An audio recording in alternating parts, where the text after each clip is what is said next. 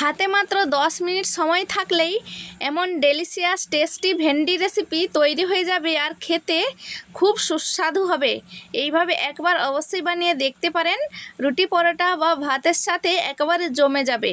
অনেক রকমের তো ভেন্ডি রেসিপি আপনারা খেয়েছেন, একবার এইভাবে বানিয়ে দেখতে পারেন।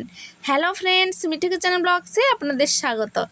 আজকে আমি বানিয়ে দেখাবো নতুন স্বাদের একটা ভেন্ডি রেসিপি। নিয়েছি ভেন্ডিটাকে ভালো করে ধুয়ে কেটে নিয়েছি। তার সাথে আমি একটা বড় দেখে আলু ভালো করে এরকম লম্বা লম্বা করে কেটে নিয়েছি। তো ভেন্ডির সাথে আমি আলুটাও দিয়ে দিচ্ছি। চাইলে আপনারা শুধু ভেন্ডি রান্না করতে পারেন। এবার আমি স্বাদ মতো নুন দিয়ে দিচ্ছি, হলুদ গুঁড়ো দিয়ে দিচ্ছি আর ঝাল লঙ্কার গুঁড়ো দিয়ে দিচ্ছি। এদিকে দিয়ে দিচ্ছি আমি ধনে গুঁড়ো, দিয়ে দিচ্ছি জিরে গুঁড়ো, আদা বাটা, রসুন বাটা, সাথে একটু পেঁয়াজ বাটাও দিয়ে দিয়েছি। তারপরে দিয়ে দিচ্ছি সর্ষে তেল, দিয়ে দিচ্ছি একটা পেঁয়াজের অর্ধেকটা পেঁয়াজ কুচি, দিয়ে দিচ্ছি আমচুর পাউডার আর গরম মশলা, আর দিয়ে দিচ্ছি 1 চিমটের মতো চিনি দিয়ে ভালো করে ম্যারিনেট করে নিচ্ছি।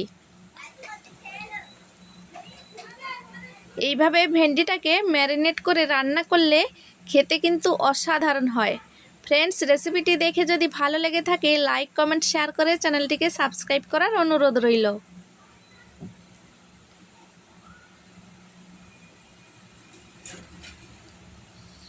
ভেন্ডিটাকে ম্যারিনেট করে 10 মিনিট রেখে দিতে হবে। তারপরে আমি কড়াইয়ের মধ্যে দিয়ে দিচ্ছি খানিকটা সর্ষে তেল।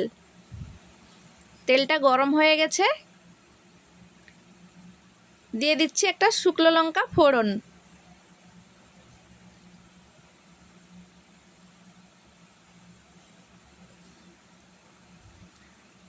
তারপরে দিয়ে দিচ্ছি 5 ফোড়ন, দিয়ে দিচ্ছি 3টে তেজপাতা,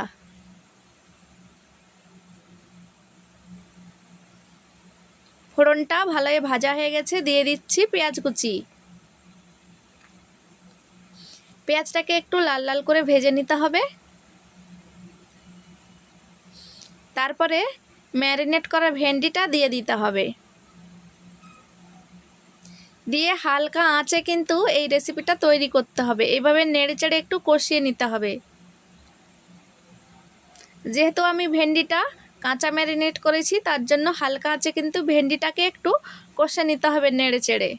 তারপরে ঢাকনা দিয়ে ভালো করে রেখেছিলাম 10 মিনিট। তারপরে আবারও আমি এভাবে নেড়েচেড়ে নিচ্ছি। নেড়েচেড়ে এভাবে কষিয়ে নিতে হবে হালকা আঁচে, কোনো রকম জলের ব্যবহার করব না।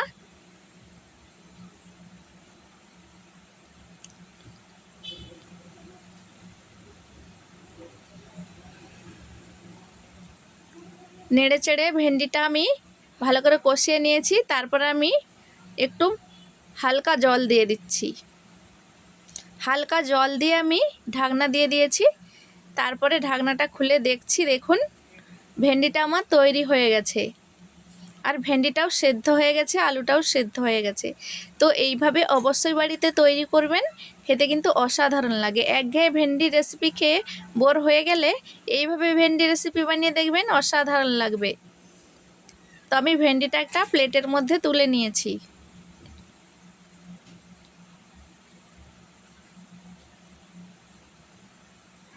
দেখুন কতটা সুন্দর হয়ে গেছে।